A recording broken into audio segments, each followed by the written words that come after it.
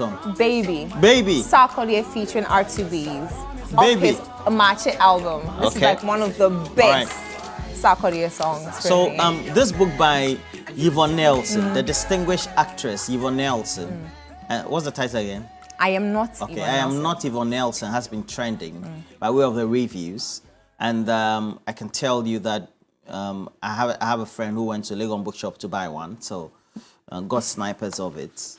And I will encourage everybody to read it. I think I love Yvonne Nelson's boldness at this tender age to be able to, not that she's a young woman, but she's young relatively within the space, to be able to put together her life story so far. And while it is brewing or has brewed a lot of controversy because of the figures and individuals that have been mentioned, it is also instructive for all of us to take a lot of cues that it is a great work of literature, all right? It's a great literary work.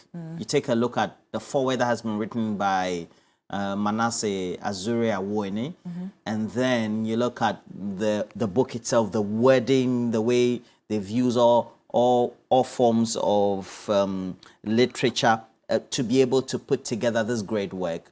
I have to commend this lady. Now, we'll come to the substantive issues about the various chapters of the book and the controversies that they raise. And I don't think it's going to go away unless some big personality dies today. All right. So it's going to trend at least for some time now. And it's also reflected on social media. But I have to ask you, what's your big take from this? For me, I commend the lady for writing this book. I Am Not Yvonne Nelson. But what's your big takeaway from having done some quick review of what she's written? Yeah. So, I mean, I got the chance to have a conversation with a friend that has finished reading the book. So, from reviews, definitely, like you said, it is captivating. The language is amazing. It is definitely worth the read. And like you said, it is a very bold, decision to decide to put your entire life in a book. Well, maybe not entire, but the salient aspects of your life in a book for us to read. Now, I mean, it's quite unfortunate that people are just picking what sort of pleases them to trend. But looking at the book on a whole, there are so many different chapters in the book. There's a man's world, there's, the Nigerian and powerful man. There's just different aspects of the book that come together. But it's just quite unfortunate that, I mean, Sarkodie is definitely the limelight. Iyanya is on the limelight. So those are the first things that caught people's attention. Also, the entire MPP, NDC, brouhaha in the book also got people, talking. Yeah. But I think the entire make of the book is basically her trying to find her real self. Because when you read other chapters of the book, she talks about her relationship with her father, which happens to be like a central point of the book. She's trying to find her father, talking to her mom not giving her the answers that she needs. And so she taking certain steps to try to find who her real father is. And in that process, making certain mistakes and still at the point of not finding who her real father is. And so the initial excitement around the book is definitely commendable. The support has been overwhelming. The orders, I am told, are just skyrocketing. People are getting the book, which I think is a good thing. For me, when I heard of some of the trends that were going on yesterday, I'm one not to be quick to judge certain things. I would like to have my own version, probably read the entire book before I can come to a conclusion. Because like I said, people have their own perspectives, and that is what they're going to, push on every single person. It's a bold step. People have things that they're going through. And I have a feeling this is sort of her final steps in her healing process. So in whatever process that she's going through to get through everything that she has been through in the, say, 2 decades, 3 decades, 4 decades of her life, she has decided to put everything in a book. And these are the final stages of her healing process. Yesterday, TV3 had a Twitter space to talk about it. And I was so excited that it didn't just end at us talking about the trendy aspects. We had health professionals coming through talking about the effect of mental health. We had health professionals coming through talking about the effect of abortion. We had people coming through talking about healing process. Questions were being asked about, certain decisions to take when you want to do certain things like this. And it was very, very, educative. I was very excited to have joined that. So I commend the digital team as well on that aspect. You want to come in? Well, for all the things, for me, my main takes are, apart from already enumerating what we already do have, it's also about what she did by way of even trying to put together herself, go back to the classroom to go and rewrite her examinations, to get back into academia or the academic world, into school. And that also speaks volumes about her resilience. Yes. And you'll remember that prior to 2016, she was a very big figure because we had blackouts across the country because we couldn't supply enough energy or power to us ordinary consumers. Yeah. So she organized or led the organization of what they call Doomso Must Stop. Yeah. And you know, that was one of the beginning trends of having some of these hashtags becoming a mainstay of expressing public opinion about actions that are undertaken by government and its parastatals or quasi-government institutions, the individuals who occupy public office and the decisions that they had to make. What is interesting, though, that she had overtures from both the opposition MPP, overtures from the governing NDC, and that spoke volume. And that is in chapter 11. And it's captured the hashtag Doomso Must Stop, Akufo-Addo's call, and the offer to contest on MPP ticket. Yes. If you read that chapter, that offer to contest was to contest at Ayawaso West Wagon, where she has a friend, John Dumelo, who also had expressed the idea to contest for that election. Yes. And it speaks of somebody who owes a lot of loyalty or likes a lot of loyalty to her friends, some level of confidentiality. Yeah.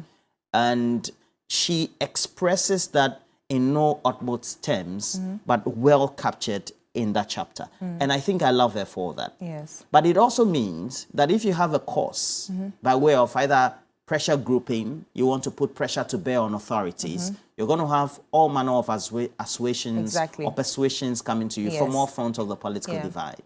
And I think that her being able to hold on to that is important.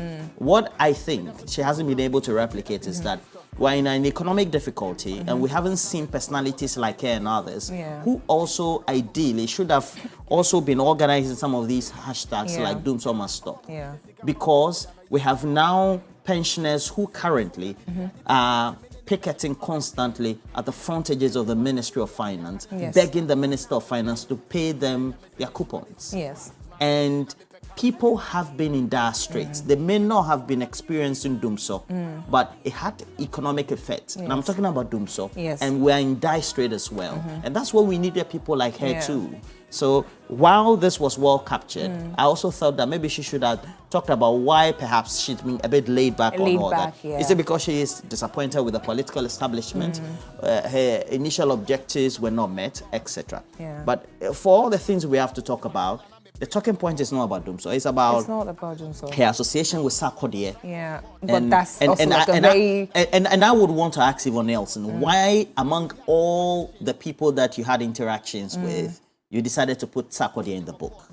And it's a question, if I had a one-on-one with her, I would want to ask her, what should trigger you? And then from some notable people within our space, Shatawale has been big on this because I think he's milking that and using that as a beef against Sarkodie.